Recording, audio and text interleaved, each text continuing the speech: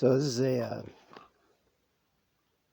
rinky-dink setup I set up pretty quick. It's not really, last for the ages. But there isn't a lot of data on charge controllers and Edison nickel iron batteries. So let me show you what's going on this temporary setup. So right here we have an Intronics. I believe it's their 80 amp limit, 12 volt, 24 volt, 36 volt, and 48 volt unit. I have it set for 12 volts. It's coming off of almost 1,000 watts of old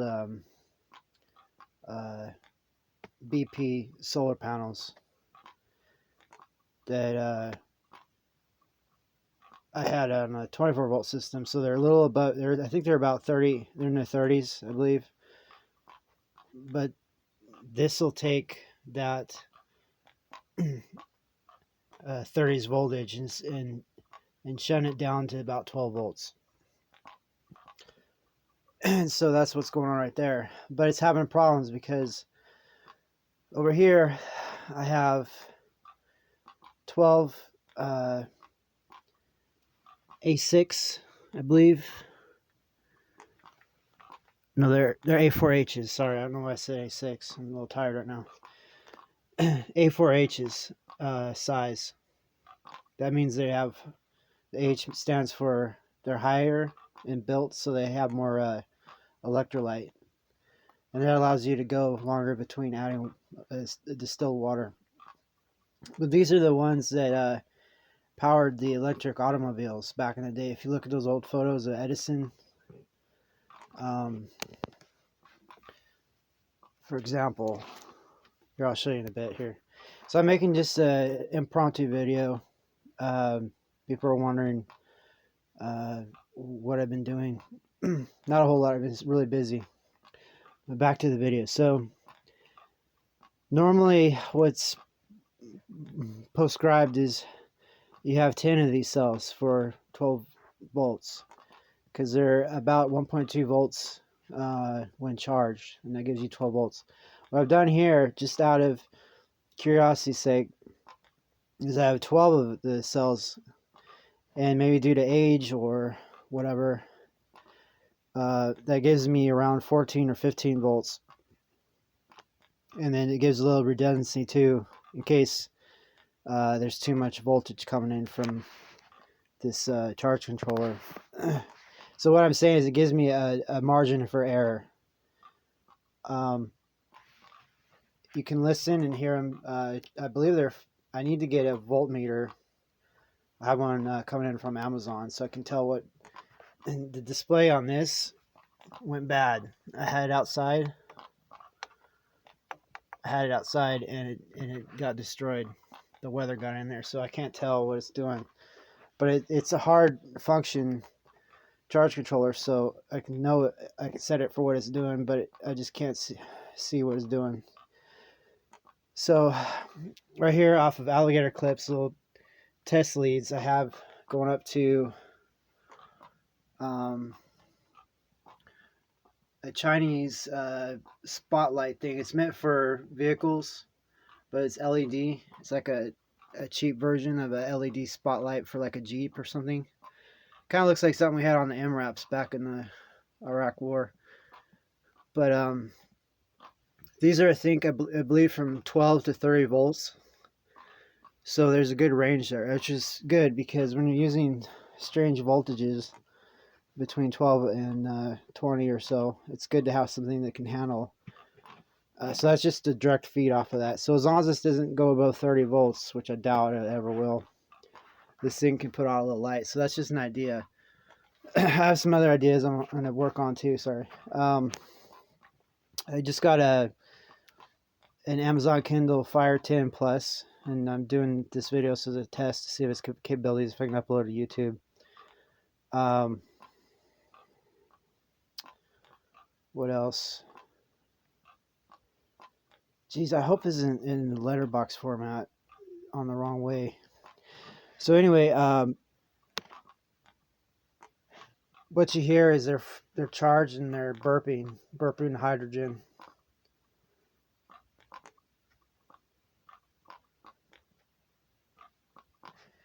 Now I need to be careful because they'll boil off all their distilled water in the electrolyte, and then if it gets too low, the plates will arc and spark, and the hydrogen will explode.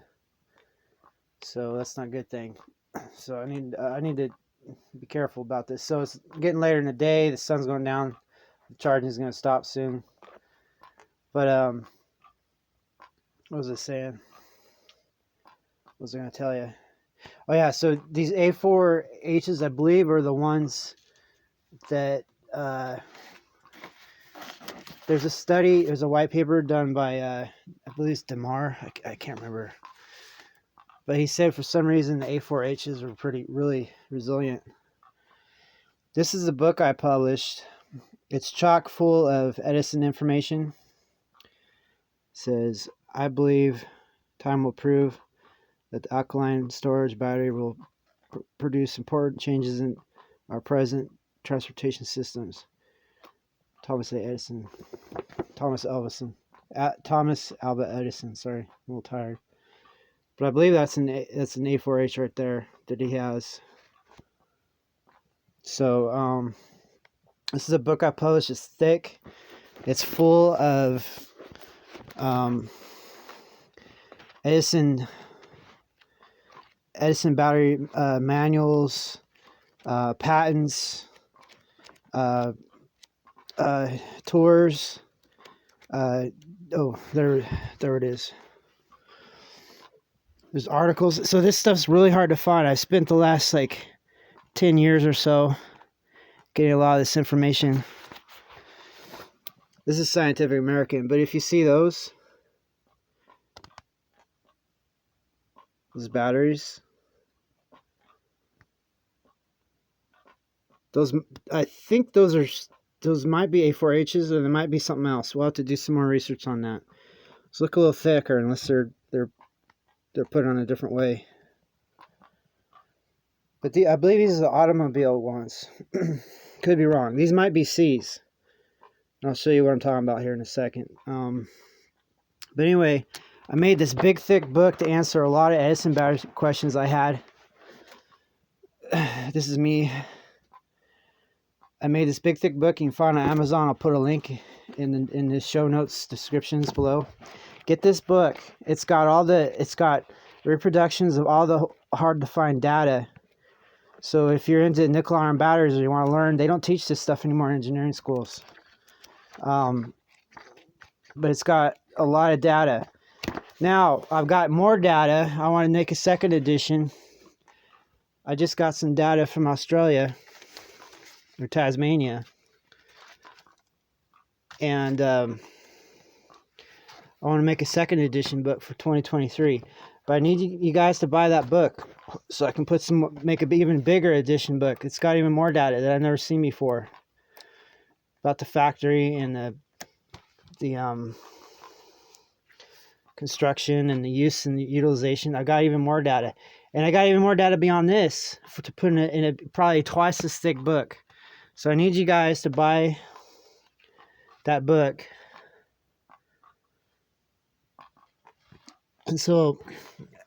And I'll make an even bigger edition later. Or if you can't buy it, look around on the internet. I left it in certain spots. There's a digital version.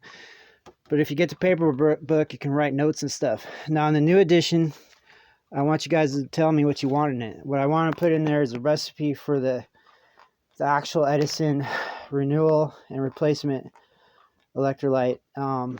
There's two different ones. Or there's initial electrolyte, and then there was a replacement electrolyte. I'll get more in the weeds in that later, but we're talking the percentages of potassium hydroxide, lithium monohydrate, and distilled water, the actual percentages, and how would you make it, what equipment you would need. This one just has manuals and advertising and stuff, but the second edition I want to make in 2023 will have all the extra stuff like procedures and stuff like that. But get this book now and study it. By the time you're done studying it, the next edition will come out. Okay, so do me a favor, buy the book. It's $20 on Amazon. Get the paper one. Don't get the digital one. The digital one came out all bad. It doesn't make any sense. It's like something you would read if you wanted it to scramble your brain. So, so what was I saying? So, anyway, I'm going to just get this out on the internet, and please buy the book. I'm going to be working on these. So let me show you something cool since you waited to the end of this video. And I don't know if this video will go up. This is the first YouTube video I've done on this Amazon Kindle. So, I don't know if you see back there very good. Those are C's, I believe. I have to check on them. But those might be what were in that photo you saw. See how they're a little thicker? And in the foreground, I got some nickel cadmium steel case. But so I got a lot of these are some A4H's that I got to work on. But please buy my book and help yourself. Help me help you, help me help you. Because there's a lot of knowledge out there that's hard to get, and you can get it really quick and easy.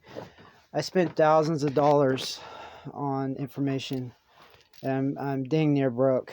So take advantage of it, get the book, start learning, and subscribe to my channel, and ask me what you want in the next book, like whether it's the recipes for the KOH, the electrolytes, the different electrolytes.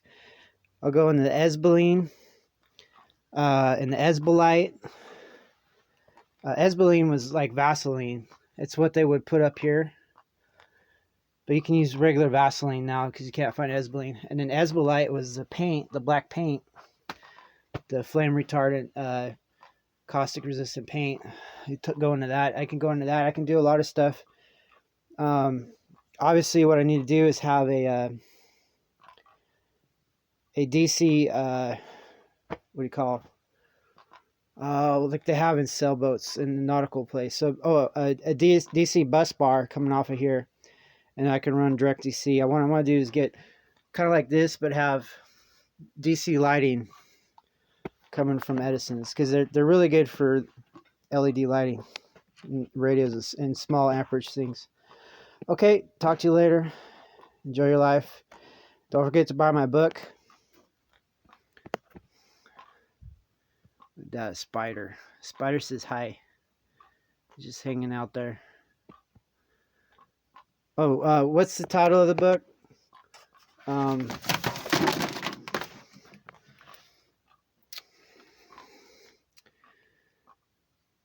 Collector's Edition Nickel Iron Alkaline Battery Encyclopedia Manual and Advertisement Compilation. It's from me, that's the author, Nathaniel Pearson. Okay, it's Military Industrial Museum. Stay safe. World's getting wild. Take care.